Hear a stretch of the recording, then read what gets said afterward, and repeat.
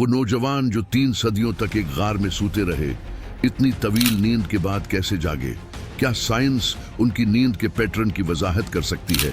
ये सब और बहुत कुछ आज की इस वीडियो में हम आपके सामने रखेंगे। आपसे गुजारिश है कि वीडियो को पूरा देखें और हमारे चैनल को सब्सक्राइब करें। ये कहानी उस दौर की है जब इंजील के पैरोकार हजरत ईसा अलैहिस्सलाम के बाद बुत परस्ती करने लगे थे।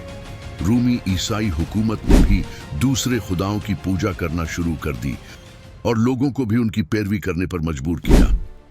उस दौर में एक हाकिम था जिसका नाम दकियानुस था, जो बहुत ही जालिम था। जो भी बुत परस्ती से इनकार करता वो उसे कत्ल कर देता था।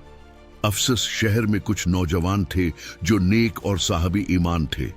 जब दकियानुस को उनके ईमान का पता चला तो उसने उन्हें दरबार में बुलाया और उन्हें बुतों की पूजा करने पर मजबूर किया, लेकिन उन्होंने शिरक और बुत परस्ती करने से इनकार कर दिया।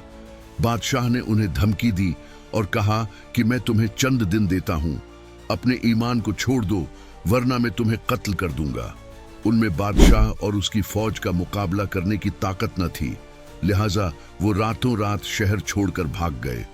वो शहर से निकलकर एक पहाड़ के करीब एक गार में जाकर सो गए। जब दकियानुस ने उनकी तलाश का हुक्म दिया तो उसे मालूम हुआ कि वो एक गार में छुपे हुए हैं। उसने हुक्म दिया कि गार को एक मजबूत दीवार से बंद कर दिया जाए ताकि वो अंदर ही मर जाएं। अल्लाह के मुआजिजे से ये नौजवान गार में 300 साल तक सूते रहे। न उनके जिस्म मरे, न खराब हुए और न ही वो जागे।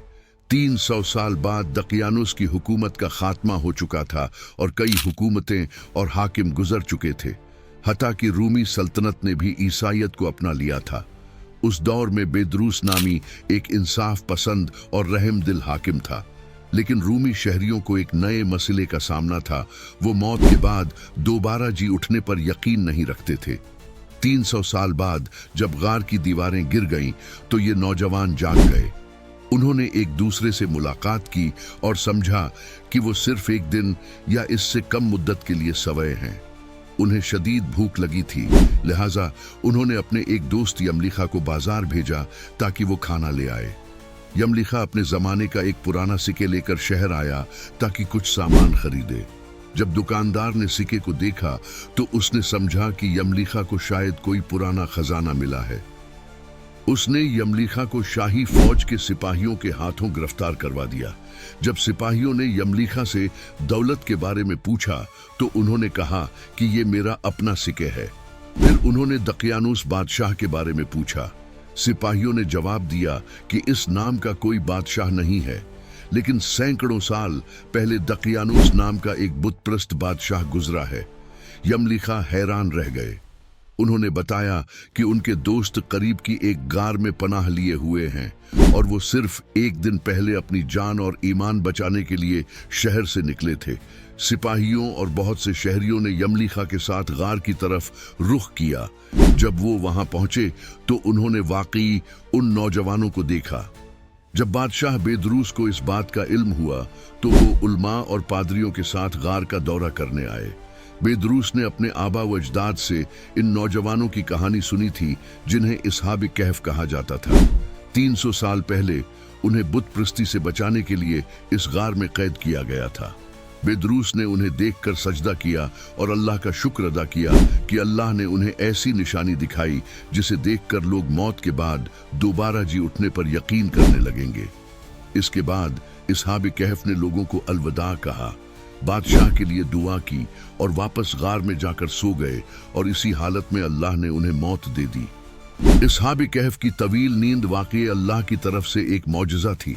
ताहिम सवाल ये उठता है कि ये लोग 300 साल तक कैसे सो सकते हैं और जिंदा रह सकते हैं और उनके जिस्म इस दौरान कैसे महफूज रहे। जदीद तहकीक इन वाक़यात के लिए एक नजरिया फराहम करती है। नई साइंसी तहकीकात के मुताबिक हाइबरनेशन एक ऐसा अमल है जिसके जरिए तकरीबन 2000 मुख्तलिफ इकसाम के जानवर खुराक की कमी, शदीद मौसम और मौत के खौफ से बचने के लिए तवील नींद सो जाते हैं। इस तवील नींद को साइंसी इस्तिलाह में हाइबरनेशन कहा जाता है। हाइबरनेशन के दौरान दिल की धड़कन 95% कम हो जाती है। सांस सेकंडों के बजाय मिनटों में ली जाती है और जिस्म का दर्जा हरारत गिरकर बहुत कम हो जाता है। हाइबरनेशन में जानवर अपनी ग़िज़ाई ज़रूरियात को पूरा करने के लिए अपनी चर्बी और पट्ठों का इस्तेमाल करते हैं। इस तरह उनका मेटाबॉलिज्म बहुत सुस्त हो जाता है। हाइबरनेशन करने वाले जानवरों में रीछ की कई अक़साम, चीवंटियाँ, चूहे, चमगादड़, गलहरी, सांप और घोंघे शामिल हैं। नासा और ईएसए जैसी खलाई तंजीमें हाइबरनेशन की तकनीकों पर तजर्बात कर रही हैं।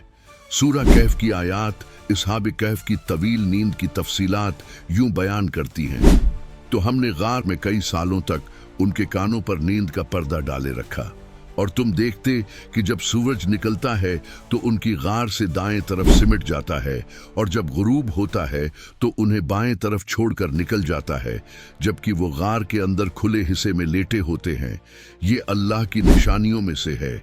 अगर तो उन्हें झांक कर देख ले तो उनसे पीठ फेर कर भाग जाए और उनकी हैबत से भर जाए। ये आयात हमें बताती हैं कि अल्लाह ने असहाब कहफ के कानों को नींद के पर्दे से ढांप दिया था। जब कोई शख्स सूते वक्त किसी आवाज से चौंकता है तो कान का ये हिस्सा दिमाग को इत्तला देता है। इन आयात के मुताबिक सूरज की रोशनी गार के अंदर जाने के बजाय गार की एक साइड से गुजर जाती थी। सूरज की रोशनी इंसानी जिल्द में फ्री रेडिकल्स की पैदावार को बढ़ाती है, जो उम्र बढ़ने के अमल को तेज करती है।